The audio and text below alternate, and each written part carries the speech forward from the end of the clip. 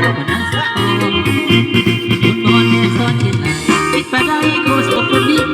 แต่แล้วกลับกลายหายนี่เดี๋ยวบอกให้มีน้องนอนเคียงกันหัวใจนายมันย้อนมันหยุดหัวใจกระโดดเจ้าน้องสาวบุรีปันเห็นก็สมทุกทีแค่รักคนดีมันแค่รักไปกับน้องเพียงถามคำขอในตอนนั้นไปกับน้องเพียงถามคำขอในตอนนั้นแต่บาดจะไปหน่อยส่งให้ก็สมดังกันของบ่ฮู้ว่าพ้นทางเจ็ดหาได้ทุกกันนั่งยังคะแนนกับใครตีน้องเพียงน้ำก็ต้องไปตามละพ้องเพียงหน้าอุ่นสะน้อนน้องกินไปจะดึงเด็กเกินลารายการละเพลงตามคำขอไอ้น้องฟังอยู่ทุกวันไปวิทยุเปิดขึ้นดังๆได้ยินได้ฟังว่าเสียงซึ้งอยู่ห่างไอ้คนละสาวหน้าบ้านนอกไอ้นี่เขาบอกว่างูปะปาป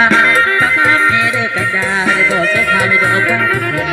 มีแฟนแล้วน้องสาวหรือมีผู้บ่าวมามันคุ้นตา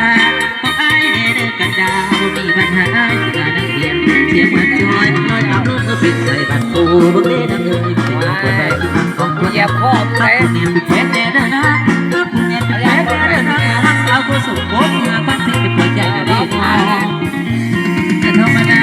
สอนในการจัดส่งออกอากาศพอดีเสียงว่าเร็วดังดีใจลูกนี่คิดว่าดังดีเสียงว่าน้องน้องหมดหน้าสิ้นส่วนให้กับแฟนรายการวิทยุเปิดขึ้นดังๆเป็นแววบานบานก็น้ำตาเขียวใจหนุ่มเสื้อเมื่อไปไหน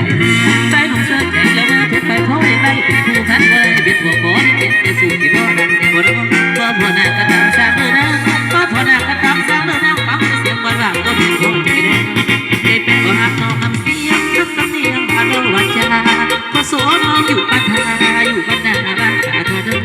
ไปหาเธอแล้วคือพอฟังเสียงอ่อนโซนน้ำมองทุกวันเฮ้ยเพื่อนเมื่อไปไหนเธอเฮ้ยเพื่อนเมื่อไปไหนเธออยากเธอน้ำบุตรก็สมเดียวพูดใจปนปีสื่อหงหักเสียง